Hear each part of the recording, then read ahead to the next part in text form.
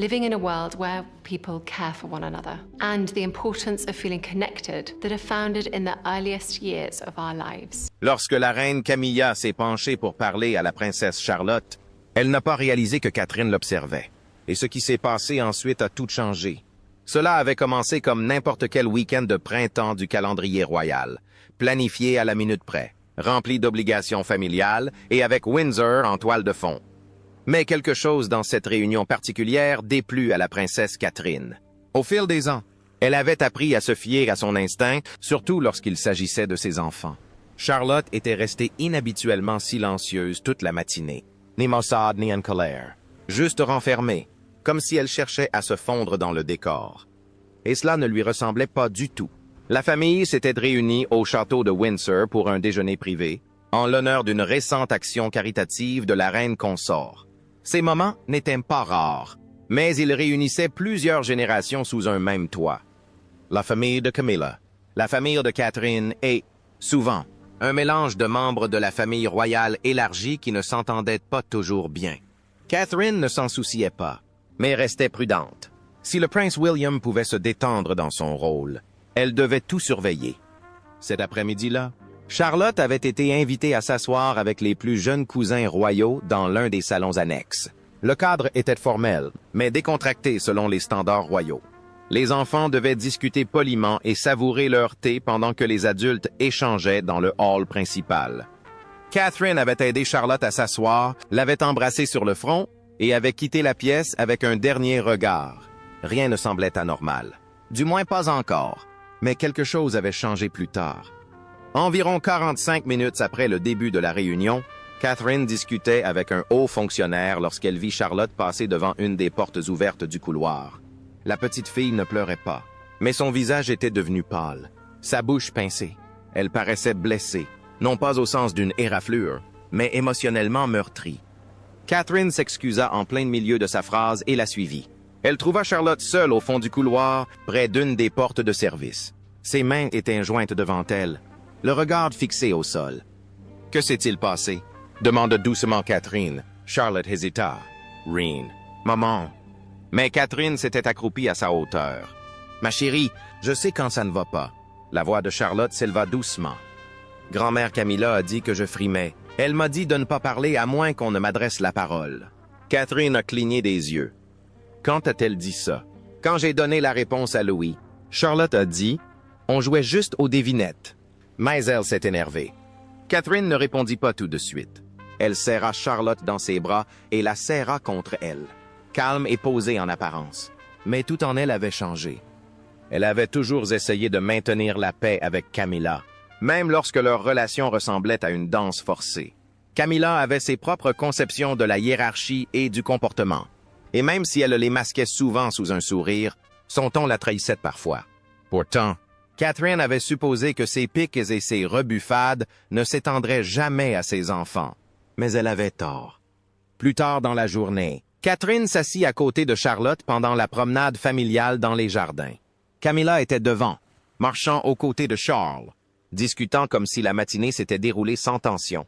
Catherine l'observait maintenant attentivement.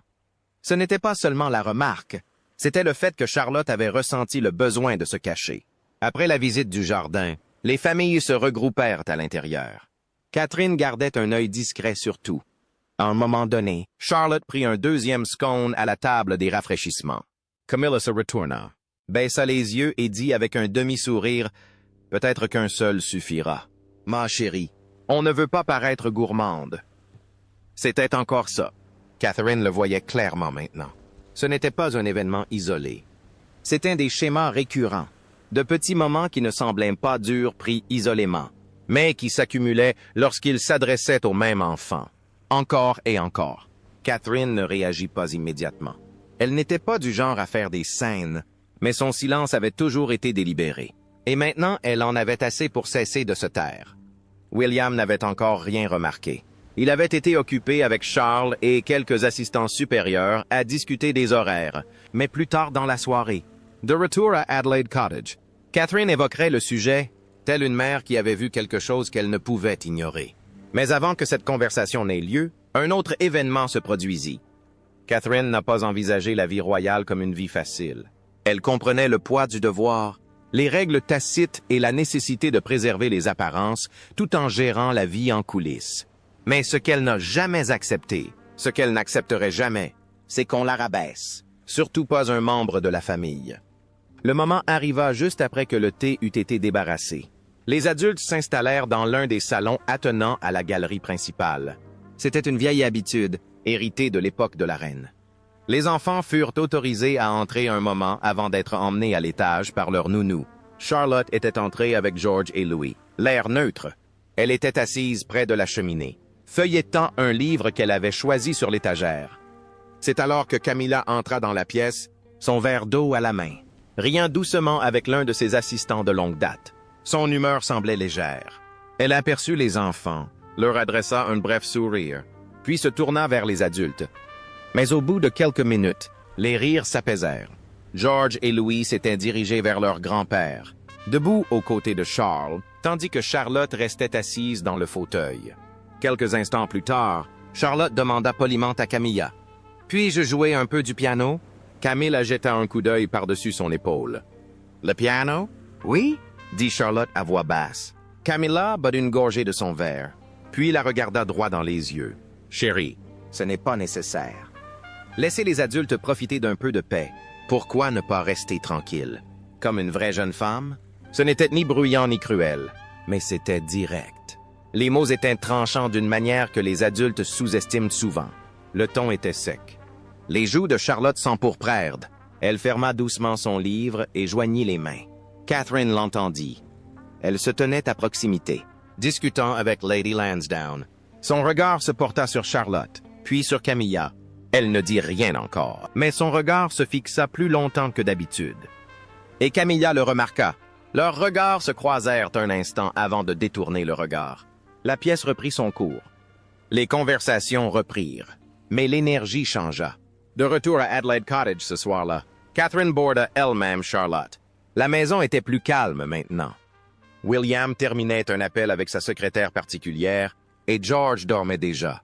Catherine s'assit au bord du lit de Charlotte et lui demanda « Tu étais contrariée aujourd'hui? » Charlotte semblait hésitante. « Un peu, mais ça va. »« Tu n'as pas à faire semblant, » dit doucement Catherine. Charlotte hocha la tête. « Grand-mère Camilla n'aime pas que je parle trop. » Voilà, honnête, direct et sans ambiguïté. Catherine l'embrassa sur le front, se leva et s'éloigna dans le couloir.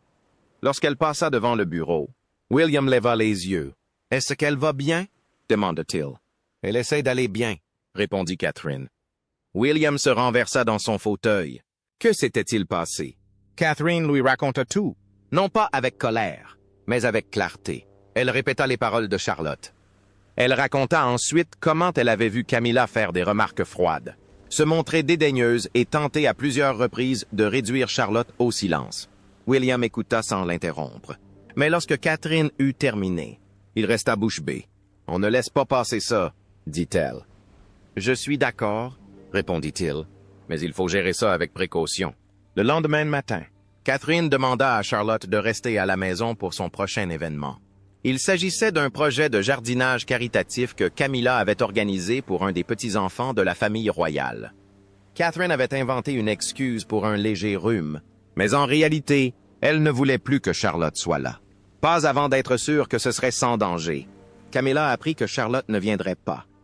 Elle ne dit pas grand-chose, se contentant de hausser un sourcil lorsqu'un de ses assistants en fit mention, puis laissa échapper une remarque à voix basse. Probablement trop délicate pour un peu de boue. Catherine en avait entendu parler aussi. Les familles royales parlent plus qu'elles ne l'avouent. La situation n'aurait pu en rester là, sans ce qui se produisit le week-end suivant. Il s'agissait d'un petit dîner privé à Highgrove. Charles avait invité William et Catherine, espérant passer une soirée tranquille. Le plan était simple. Passer du temps en famille, renouer des liens et discuter des prochaines visites royales. Mais lorsque Catherine entra dans le salon principal avec Charlotte, venue simplement saluer son grand-père avant le coucher, la situation dégénéra rapidement. Camilla leva à peine les yeux de son siège près du feu. Charlotte entra, sourit poliment et dit « Bonsoir, grand-mère ». Camilla ne lui rendit pas son sourire. Elle dit « Tu es sûr de ne pas être trop fatigué pour être ici? » C'était une pique à peine voilée, et tout le monde dans la salle l'entendit. Les yeux de Catherine ne quittèrent pas Camilla. Cette fois, elle n'attendait pas. Jusqu'à plus tard, son immobilité à elle seule changeait l'ambiance de la pièce. Le sourire poli qu'elle arborait à leur entrée avait disparu, remplacé par quelque chose de plus vif. Elle se tourna vers Charlotte et dit calmement « Pourquoi ne pas dire bonsoir à grand-père et monter avec Anna ?» Charlotte, un peu incertaine, leva les yeux vers sa mère. Catherine lui fit un petit signe de tête. La jeune fille s'approcha de Charles, le serra dans ses bras, puis quitta la pièce avec la nounou de la famille. Alors que la porte se refermait derrière eux, le silence s'installa. Camilla se rassit, son verre de vin à la main. Elle regarda autour d'elle, puis murmura doucement « Eh bien, elle est très sensible, n'est-ce pas? » William se figea. Son père s'agitait, mal à l'aise, sur sa chaise. Mais Catherine s'avança, chaque mot étant choisi avec soin. Non, elle n'est pas trop sensible. C'est une enfant, et elle mérite qu'on lui parle avec gentillesse. Camilla haussa un sourcil. Je ne voulais pas dire ça comme ça. J'étais juste surpris qu'elle soit encore debout à cette heure-ci. Il n'y a pas de quoi s'énerver. Catherine ne sourcilla pas. Ce n'était pas seulement ce soir. Ça dure depuis des semaines. J'ai entendu ce qu'on lui a dit, et elle aussi. La pièce se refroidit. Charles tenta d'intervenir. « Ma chérie, peut-être devrions-nous tous... » interrompit Catherine. Toujours calme mais ferme. S'il ne s'agissait que d'un seul commentaire, nous passerions à autre chose. Mais ce n'est pas un seul commentaire. C'est une habitude. Et je ne vais pas rester les bras croisés pendant que ma fille se sent inférieure. Camilla regarda William, s'attendant à ce qu'il intervienne. Mais il ne le fit pas. Son silence était plus éloquent que des mots. J'ai essayé de rester en paix, poursuivit Catherine, parce que c'est ce qu'on attend de moi. J'ai ignoré les moments qui ne me semblaient pas justes. Mais là, c'est différent. Charlotte est concernée, et je ne laisserai personne, qui que ce soit, sapir sa confiance. Camilla posa son verre et se pencha enfin en avant. Tu y prêtes trop d'attention. Tu prends toujours les choses trop au sérieux. Les enfants sont résilients. L'expression de Catherine ne changea pas. Les enfants se souviennent de la façon dont on leur parle, surtout de la part de ceux qui sont censés les protéger. Il n'y avait rien de théâtral là-dedans. Catherine ne s'est pas déchaînée ni n'a crié, mais la puissance de sa voix était indéniable. C'était la voix d'une mère qui avait fixé un terme. William a finalement pris la parole. Nous demandons le respect le plus élémentaire. Charlotte n'a rien fait de mal. Elle est juste elle-même. Ça ne devrait pas poser de problème. Camilla regarda Charles, mais il était lui aussi silencieux. Il savait qu'il valait mieux ne pas insister. Catherine posait des limites, et une fois cela fait, il n'y avait plus de retour en arrière possible. Après quelques minutes tendues, Catherine s'excusa et quitta la pièce. William la suivit peu après. À l'étage, Catherine s'assit de nouveau au chevet de Charlotte. Cette fois, elle ne demanda pas si quelque chose n'allait pas. Elle prit simplement la main de sa fille. « Tu n'as rien fait de mal », lui dit-elle. « Tu as été poli, tu as été gentil, et c'est tout ce que je te demanderai. » Charlotte leva les yeux vers elle. « J'ai essayé d'être parfaite. »« Tu n'as pas besoin d'essayer d'être parfaite, » dit Catherine. « Il faut juste être soi-même. » And boss. Charles essaya d'apaiser les choses en changeant de sujet. Camilla, cependant, resta silencieuse. Elle ne s'excusa pas, mais elle ne se défendit pas non plus. Plus tard dans la soirée, de retour à Adelaide Cottage, Catherine et William discutèrent dans leur chambre. Catherine était toujours calme, mais la journée l'avait épuisée. « Elle n'a pas besoin de m'aimer, » dit-elle, mais elle traitera Charlotte avec respect. « C'est non négociable, elle le fera, » dit William, « parce que nous ne laisserons pas cela continuer. » Les jours qui suivirent furent polis, mais différents. L'événement suivant fut le récital de Charlotte à l'école de Lambrook. Catherine décida alors de n'inviter que sa famille proche. Camilla n'était pas incluse. Le palais a invoqué un conflit d'horaires, mais les initiés savaient ce que cela signifiait. Dans la presse, rien n'a changé. Des photos souriantes furent publiées comme d'habitude, témoignant d'unité et de grâce. Mais à l'intérieur du palais, un changement s'était opéré. Camilla resta présente aux grands événements, mais garda ses distances avec Charlotte. Il n'y eut plus de remarques désinvoltes, plus de regard, du moins pas à portée de voix de Catherine. Mais Catherine avait fixé une limite, et même dans une famille bâtie sur des siècles de hiérarchie et de déférence, certaines limites ne pouvaient être franchies sans conséquence. Pourtant, les choses n'étaient pas encore complètement réglées. Camilla avait compris l'avertissement, mais elle ne l'avait pas oublié. Et la prochaine fois que la famille se réunirait à Balmoral pour l'été, un autre moment allait tout bouleverser. Balmoral avait toujours été l'échappatoire de Charles, un lieu où respirer, se promener, réfléchir sans flasher. Pendant des décennies, ce fut le lieu préféré de la défunte reine, et la famille respectait toujours ce rythme. Chaque été, ils s'y réunissaient. C'était la tradition. Mais cette année, sous l'air pur et la campagne paisible de l'Écosse, l'ambiance avait changé. Catherine avait accepté de venir, mais avec des limites. Elle et William ont amené leurs 3 enfants, comme prévu. Mais Catherine avait déjà dit à William qu'elle ne laisserait pas Charlotte seule. Même quelques minutes. Pas encore avec Camilla. Tout le monde est arrivé échelonné sur plusieurs jours. Charles fut le premier à les accueillir au domaine, les bras ouverts et joyeux. Il adorait ses petits-enfants et se réjouissait de passer du temps avec eux. Camilla les suivit un jour plus tard, accompagnée de son entourage habituel et d'une garde-robe soigneusement choisie. Elle était restée silencieuse depuis l'incident de Highgrove. Elle n'avait plus parlé directement à Catherine depuis... seulement lors de brefs échanges formels lors d'événements publics. Pourtant, tout le monde s'efforçait de faire comme si de rien n'était. Les premiers jours à Balmoral furent calmes. Longues promenades, balades à cheval, dîners remplis de rires. Charlotte commença à se détendre. Catherine la vit reprendre lentement ses esprits, bavarde au petit déjeuner, courant dans les champs avec George et Louis, aidant même un cuisinier à préparer des scones un après-midi. Mais le moment arriva alors que Catherine était au salon avec Lady Sarah Château et quelques assistants. William était parti pêcher avec Charles. Les enfants jouaient dans le jardin, surveillés par 2 membres du personnel. C'était la première fois depuis leur arrivée que Catherine les quittait des yeux plus de 5 minutes. Puis, l'une des aides ménagères se pencha et dit « Je crois que la princesse Charlotte est dans la véranda avec sa majesté. » Catherine se raided. Elle ne bougea pas immédiatement, mais les mots résonnèrent dans son esprit.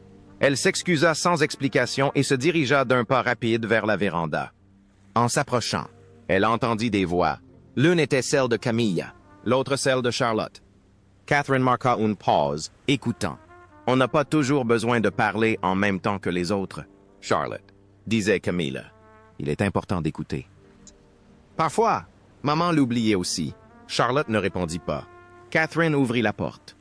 Camilla leva les yeux. « Surprise. »« Te voilà, » dit Catherine d'un ton neutre. « Je te cherchais, ma chérie. » Charlotte se leva et alla droit vers sa mère. « Je discutais juste un mot, » dit Camilla d'un ton léger, mais avec une pointe d'amertume. « J'ai entendu, » répondit Catherine. Camilla haussa un sourcil. Elle était seulement, intervint Catherine, toujours calme. Elle se comportait comme une enfant, et elle n'avait pas besoin d'être corrigée à chaque fois qu'elle parlait. Camilla croisa les bras. « J'ai élevé des enfants. Je sais quand une fille grandit trop vite pour son bien. » Elle grandit bien, dit Catherine fermement, et elle le fera sans se sentir comme un problème. Il n'y avait pas de cris, juste de la clarté, le genre qui ne laissait aucune place à la discussion. « J'aimerais un peu plus de gentillesse autour d'elle, » ajouta Catherine. Ce n'était pas trop demandé. Camilla ne répondit pas. Son silence était calculé. Mais Catherine s'en fichait désormais. Elle avait passé des années à protéger l'institution. Désormais, son attention se portait sur quelque chose de plus important. Protéger sa fille. Après avoir quitté la pièce, Catherine s'agenouilla près de Charlotte dans le couloir. « Tu n'as rien fait de mal, » murmura-t-elle. Charlotte hoqua la tête. « Mais ses yeux étaient humides, » lui dit Catherine. « N'aie jamais peur de parler. » À la fin de la semaine, le personnel du palais avait remarqué que Camilla gardait ses distances. Au repas, elle s'asseyait plus loin des enfants. Elle ne faisait aucun commentaire sur leur comportement, leurs vêtements ou leur ton. C'était un changement subtil. Mais dans le monde royal, la subtilité était primordiale. Catherine n'avait pas explosé. Elle n'avait pas provoqué de scandale. Mais sa présence avait tracé une ligne que personne ne pouvait ignorer. Même Charles, qui avait espéré que tout s'arrangerait avec le temps, savait qu'il valait mieux ne pas intervenir à nouveau. Il adorait les 2 femmes, mais il comprenait que lorsque Catherine tenait bon, elle le faisait avec raison et fermeté. Cet été-là se termina par les photos habituelles. La famille sur les marches du château, souriant à la presse, saluant les sympathisants. Mais intérieurement, les choses avaient changé. Camilla avait perdu quelque chose dont elle ignorait l'existence. La tolérance de Catherine pour les apparences. Cette tolérance avait disparu. Et tandis que le monde voyait une famille royale unie, derrière des portes closes, une mère avait veillé à ce que sa fille ne se sente plus jamais petite. Qu'auriez-vous fait à la place de Catherine? Pensez-vous que Camilla a dépassé les bornes? Ou s'agissait-il simplement d'un choc entre deux générations? Partagez votre avis dans les commentaires ci-dessous. N'oubliez pas d'aimer, de partager et de vous abonner pour en savoir plus. Cliquez également sur la vidéo suivante affichée à l'écran. Vous allez l'apprécier.